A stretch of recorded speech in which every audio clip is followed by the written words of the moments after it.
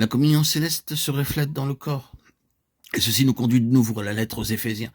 Tous les rapports des croyants doivent l'être selon le principe du corps. Introduire Marie, que chacun aime sa femme, ne nous précipite pas des lieux célestes sur la terre. Ce n'est pas descendre à un niveau terrestre. Cela signifie que les rapports des croyants doivent être selon le principe du corps. Suis-je un mari? Alors mon attitude, mes rapports, ma conduite à l'égard de mon épouse ne doivent pas être sur une base humaine, mais sur celle d'un membre en communion avec le corps de Christ, réalisant que ce ne sont pas simplement des intérêts naturels qui sont impliqués, mais des intérêts universels. Le corps tout entier est concerné par nos rapports.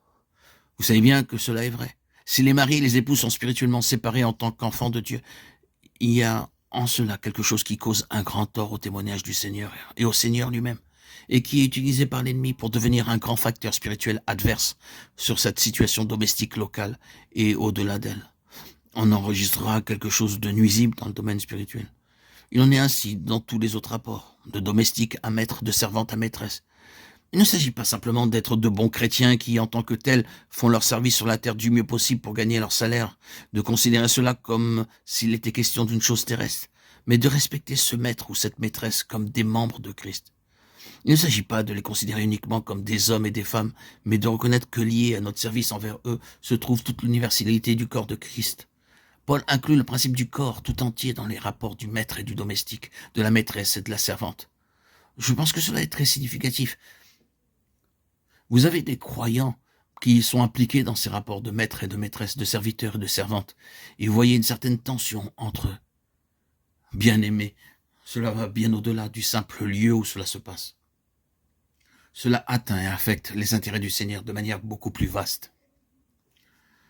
Si seulement nous reconnaissions que c'est une véritable loi du corps de Christ. La question n'est pas que nous voyons le dommage ou pas. C'est le Seigneur qui dit qu'il en est ainsi. Le Seigneur affirme ici, aussi clairement que l'on puisse le dire, que ces rapports ne sont pas circonscrits à leur seul domaine, mais qu'ils atteignent la grande sphère universelle du corps céleste, et que le corps entier de Christ est spirituellement affecté par ces tensions qui s'introduisent dans ces rapports.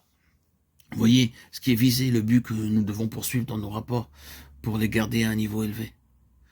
Si dans nos rapports se produisent des tensions, des malentendus, un courant qui ne passe pas, ce qui offense et perturbe une brèche dans le véritable amour, notre attitude doit être non simplement de constater que c'est une chose malheureuse et triste, mais de réaliser que plus vite nous réglerons ces choses et mieux ce sera.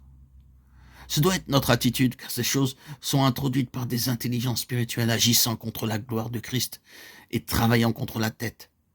Tout cela affecte la tête et agit contre l'Esprit Saint, la puissance unificatrice du corps tout entier et cause du tort.